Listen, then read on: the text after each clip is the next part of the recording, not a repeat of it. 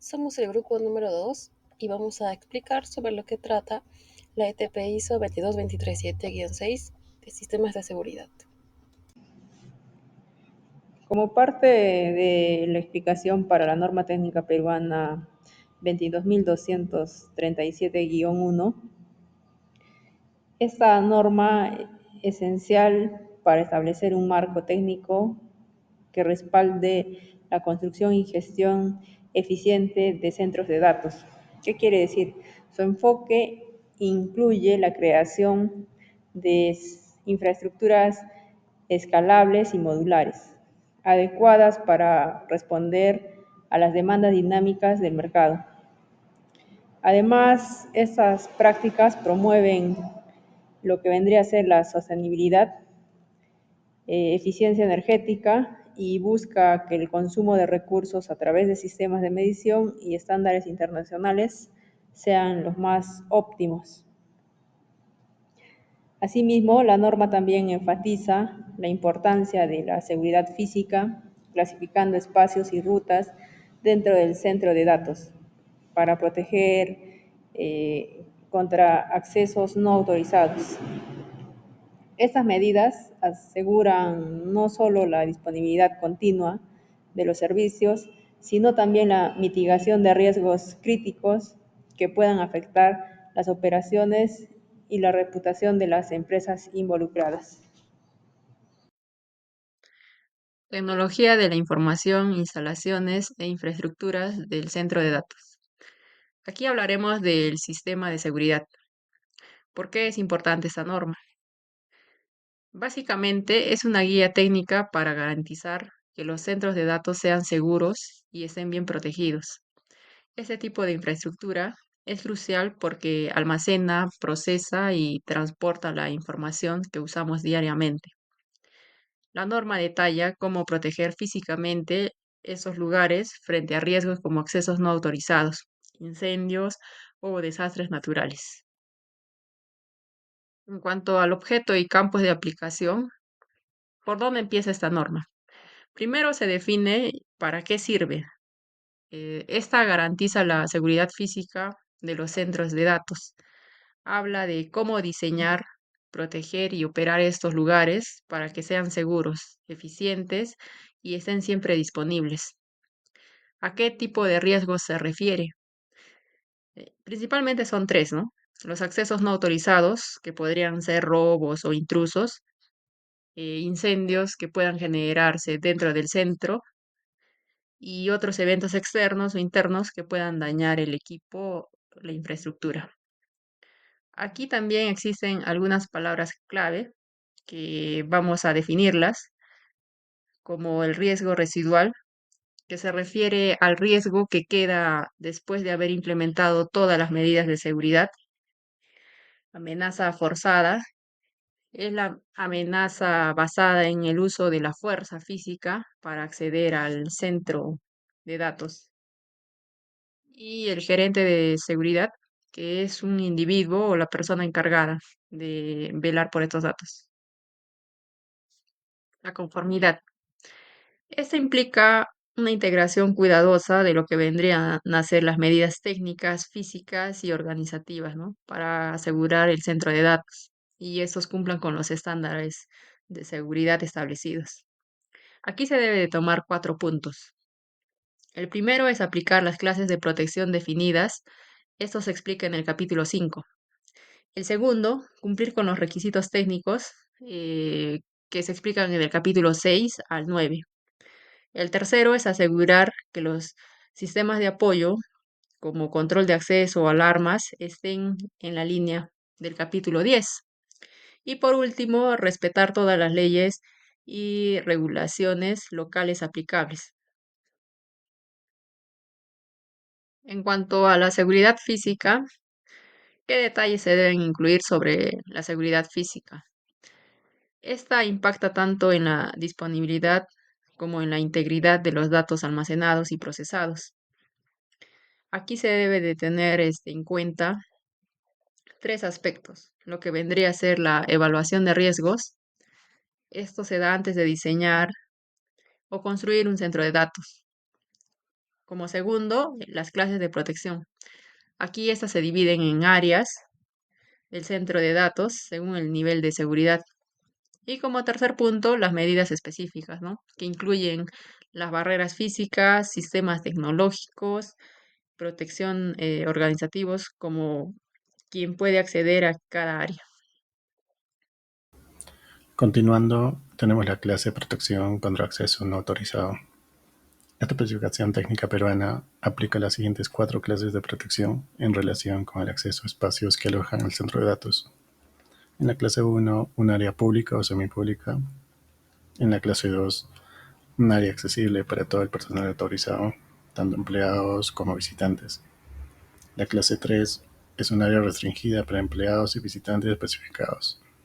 Y la clase 4 es un área restringida para empleados específicos que tienen una necesidad identificada de tener acceso, limitando así el acceso únicamente al personal esencial. Aquí en la imagen tenemos un esquema de la distribución jerárquica de las clases de protección, siendo la línea discontinua externa la clase 1. Podemos observar también cómo está unida a la clase 2 y esta a su vez a la clase 3 y la 3 a la 4. También se cuenta con infraestructura que conecta áreas con la misma clase de protección. Aquí tenemos un ejemplo de distribución con las clases de protección de un centro de datos. Cada edificio tiene una clase de datos de protección 2 y las áreas más internas, clase 3 y 4, tienen mayor restricción dentro del edificio, bajo una clase de protección 1 común. En cuanto al acceso a las instalaciones del centro de datos, todas las rutas y señalizaciones deberán estar claramente marcadas para cada clase de protección de acceso. Además, deberá contar con iluminación mejorada en las rutas de acceso. En cuanto al estacionamiento, se debe contar con monitoreo del sistema de biovigilancia. Se debe tener una buena iluminación y un sistema de búsqueda de vehículos. También la ubicación de este debe estar fuera del perímetro del centro de datos. En cuanto a los visitantes, cualquier puerta que conduzca al centro de datos debe contar con mecanismos que permitan únicamente a personal y visitantes autorizados. En cuanto a las entregas, la plataforma de carga debe estar controlada mediante mecanismos de seguridad, ya sea con interbloqueos y monitoreos del sistema de videovigilancia. Detallando un poco más las clases de protección, tenemos que en la clase de protección 1 se deberá contar con barreras delimitadas físicamente, señalización para el acceso, además contará con alarmas, cámaras y protocolos de protección. En cuanto a la clase 2, se deberá contar con una barrera física identificable, al igual que la clase anterior. Además, debe ser delimitada por muros y ventanas para mejorar su delimitación. En cuanto a la clase 3, incluyen los mismos límites de la clase 2, además de más controles, que pueden ser sistemas de videovigilancia o sistemas anti-passback, que nos ayuda a evitar que una identificación pueda usarse en más de una ocasión para acceder a un recinto, sin haber informado previamente de la salida.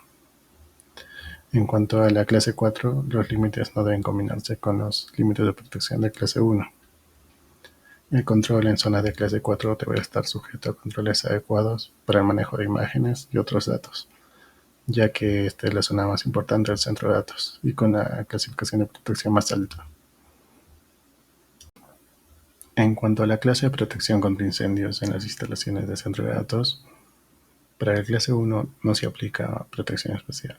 En cuanto a la clase 2, 3 y 4, el área debe estar protegida contra incendios mediante un sistema de detección y supresión que mantenga la función de esa área durante un incendio. En cuanto a la protección contra incendios, se tiene que para compartimientos y barreras contra incendios, los muros y barreras deberán tener la resistencia mínima de incendio, de acuerdo a cada clase de protección, siendo mayor esta en las clases de protección con mayor rango. También se considera el uso de tecnologías cortafuego. En cuanto a la detección y sistemas de alarma contra incendios, las alarmas deberán estar instaladas idóneamente y no interrumpir directamente la funcionalidad del centro de datos. También deben estar señaladas correctamente para facilitar su uso. En cuanto a los sistemas fijos de extinción de incendios, Se contará con un sistema fijo de lucha contra incendios para minimizar el riesgo del personal y equipo dentro de las instalaciones. Sistemas fijos de extinción de incendios. Tenemos los sistemas de reducción de oxígeno, que mantienen el oxígeno a una concentración reducida para inhibir la propagación del fuego. Sistemas de extinción de incendios a base de agua. Haciendo el uso de reducedores y agua nebulizada, tiene el objetivo de proteger el edificio y las instalaciones. Los sistemas de aerosol condensados no deberían usarse en espacios ocupados o en espacios que contengan equipos electrónicos, ya que podrían salir dañados. En cuanto a los sistemas de espuma tampoco deben usarse en espacios ocupados que contengan equipos electrónicos, ya que también podrían ser afectados. Para detallar un poco más las clases de protección contra incendios, se tiene que en la clase 1 dará una advertencia activando las demás alarmas en otras áreas del centro de datos. En la clase 2 deberá contar con medios de detección y extinción de incendios. La funcionalidad deberá mantenerse al menos durante 1 hora. En cuanto a la clase 3 y 4, deberá estar debidamente equipada. Además, los límites, como paredes, pisos, techos, proporcionarán el grado requerido de protección física contra incendios internos en áreas adyacentes de protección de clase 2. Continuando con el punto 8, protección contra eventos ambientales internos. El objetivo es garantizar la protección de los centros de datos contra eventos ambientales no relacionados con incendios. Tenemos clases de protección que se establecen en niveles desde la clase 1 hasta la clase 4, según el grado de robustez requerido, como se puede ver en el cuadro. El tipo de protección, como se mencionó, es para eventos ambientales internos que no sigan incendios. En la clase 1 no se aplica protección especial. En la clase 2, 3 y 4 es de mitigación aplicada. ¿Cómo sería la implementación? En la clase 1 es de protección mínima, en la clase 2 de protección moderada, en la clase 3 de protección elevada y en la clase 4 es máxima protección para condiciones extremas. Pasando al punto 9, tenemos lo que es la protección contra eventos ambientales externos. En este caso, el objetivo será proteger los espacios de centros de datos de eventos ambientales externos, como lo que son los desastres naturales. Las clases de protección que existen también se dividen en 4 niveles que son similares al punto 8. Y la implementación, cada clase especifica medidas para eventos como inundaciones, terremotos o vientos fuertes, con más rigor a medida que se aumenta la clase. En el punto 10 tenemos lo que son los sistemas para evitar el acceso no autorizado. El objetivo es implementar tecnologías que prevengan el acceso no autorizado a centros de datos. Los elementos claves serían, por ejemplo, lo que es iluminación de seguridad. Aquí se va a dar se mejora la visibilidad y disuade intrusiones.